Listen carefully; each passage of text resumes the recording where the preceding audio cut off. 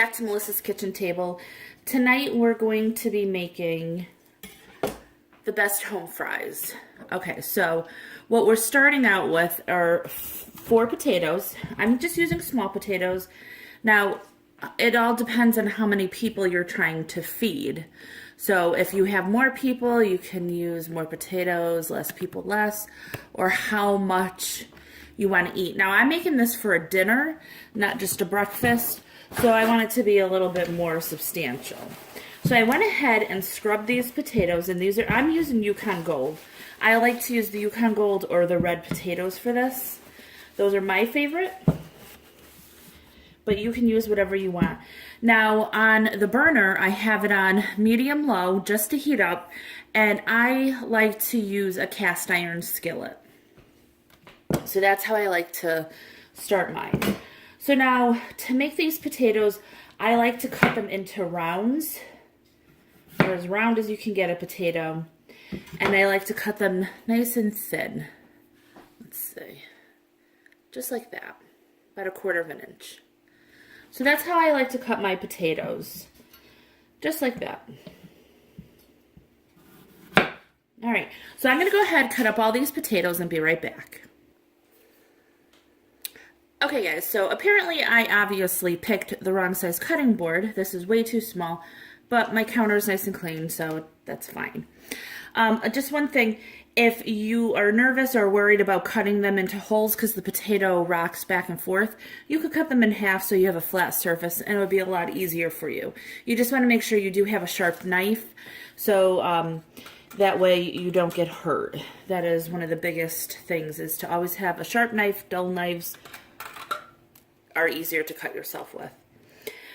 So anyways, growing up, my father would cook breakfast for us on Sundays. And I grew up in the 80s, early 80s, and people used a lot of canned products. And my father made delicious home fries. Of course, as growing up, I always thought they were the best. He used canned potatoes. So I'm just doing his version of home fries just with fresh potatoes, and this is how we like them. And some of the seasonings, of course, could be adjusted to your preference. Okay, so now I have the skillet heated up here. I went ahead and put it on medium heat. And you pick the oil or grease of your choice. Okay, so that's empty. I'm going to be using some, I think this is olive oil that I have here.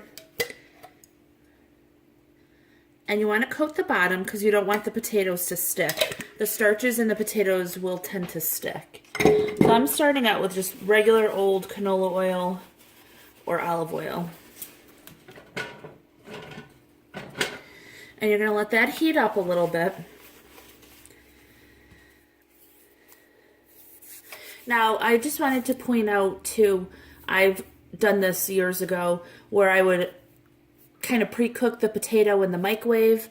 You don't want to do that because it brings out a lot of starches in the potatoes, and they tend to stick more, as opposed to just cooking them right like this from the raw state. Alright, so that's not quite bubbling up. Let me higher that just a little bit.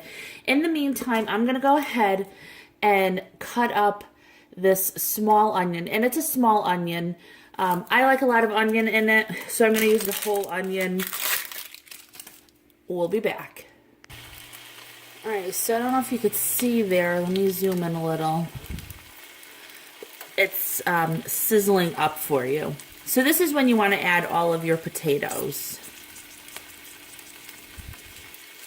Alright, so I'm just going to keep these in here, let them crisp up on one side, and then you could go ahead and flip them so we could cook them on the other. And I'm going to keep these on medium heat. We'll be back. I just also wanted to let you know, if it starts spattering around too much, you could go ahead and put a cover on this. That'll help cook.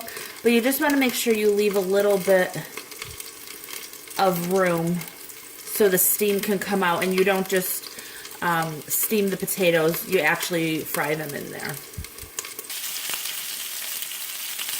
so they've been in them for about 3 minutes, 4 minutes. And just be careful because any condensation will spit up and you could get burned by it. So just be very careful. And as you can see, some of them are already getting brown and crispy, and that's good.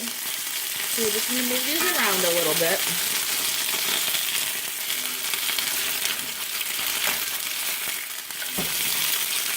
Or throw them out of the pan, whichever you prefer.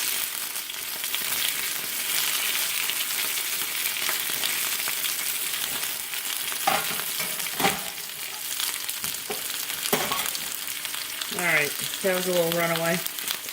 Okay, so I'm going to go ahead and cover these for, I'll check on them probably another 3-4 minutes. Okay, so you can see some of them are getting a little bit brown, or darker brown, which I'm okay with. I don't mind it like that. If you want, you could go ahead, lower your temperature a little bit. And once these are closer to being done, we're going to add the onions and start to flavor them.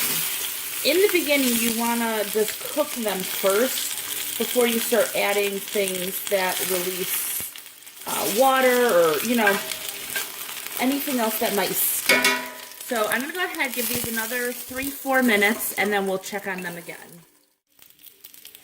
Alright guys, so I'm going to go ahead, throw in 1 small diced onion. Now these potatoes are not completely cooked, but they're just about there. You only have a few more minutes. So now you're going to want to cook the onions. Onions can get watery, and when cooking the potatoes, these onions are much smaller than the potatoes, so they'll burn before the potatoes will be finished cooked. Now, you can also use garlic, however you want to season them. You can use onion powder, garlic powder. I'm going to put some salt in here. You can throw some pepper in here. A lot of people love paprika on home fries. That is my father's biggest complaint about home fries that you get at restaurants. He does not like paprika on home fries. So we don't put it on. We've never used it. But of course, you just add what you want for your family. So you just want to move these around. We don't want anything to burn. And as you can see, that potato's nice and tender. So we just want those onions to cook. And then this will probably take maybe 3 minutes. I'm going to move this down just lower than medium because I do want the onions to sweat out. I don't want them just to burn. And I do believe a home fry really does need seasoning. So I just salt mine. And you could go ahead and put pepper on yours if you'd like. And I'm just going to let those onions finish cooking for the last maybe 4 minutes. So we'll be back. Alright guys, this is after the last 4 minutes. So I think that looks pretty good. The onions are nice and tender. They're nice golden brown. This is how we like them. They're crispy. They're really good. So if you're going to do this with butter as your grease, you're going to want to use a little bit of oil as well because plain butter will burn. Butter will give it a really good flavor though, I will say. So what I like to do is just go ahead, take these out, put them in a serving dish, and then the other thing that I do put on them sometimes is just a little bit of either chives or green scallions, mostly the green part. I just think it looks pretty on there. So this takes about 25 minutes, about 20 minutes roughly. And again, it depends on how thin you cut your potatoes. I do like mine a little bit thinner. You could also cube them if you like, but we do like them this way. I also have another recipe on does it really work on how to make crispy bacon in the oven. And they are similar in time-wise. So you could go ahead, get the potatoes on the stove, throw the bacon in the oven. It's about 15 to 25 minutes depending on your oven. And within less than 20 minutes, you're going to have all of this ready. And if you want to just cook up some eggs, that takes, what, 5 minutes to do. So it doesn't take too long to make a really nice breakfast for dinner or breakfast for breakfast. So I hope you like this video. If you do, please give it a thumbs up, hit subscribe and share, and I'll talk to you next time. Bye.